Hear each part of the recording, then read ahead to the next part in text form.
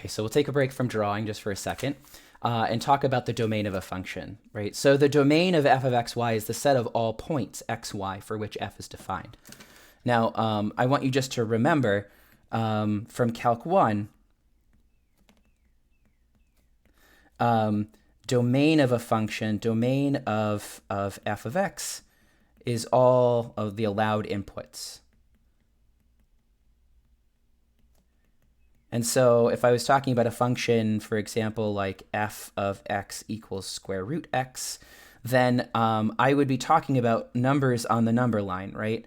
I would be talking about starting, I guess, graphically, geometrically, this is what I'm talking about. This is x equals 0, and I can include that point.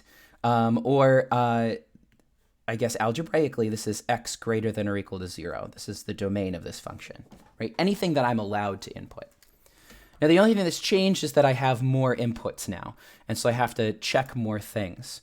So now I might have a function that looks like f of xy is equal to square root of x minus y, right? My expression is going to have x and y's in it.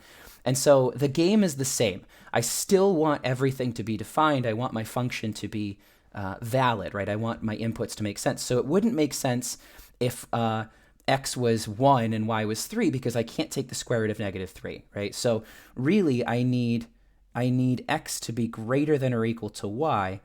And so instead of things on a number line now, my inputs are all coming from the plane. So inputs are from the plane. Whereas before, inputs were from a number line. And so now I'm looking at if x has to be greater than or equal to y, that's the line y equals x. And x greater than or equal to y are all these points down here. Okay, so now I'm taking regions and plugging them into a function instead of intervals, right? Regions instead of intervals. That's the only difference.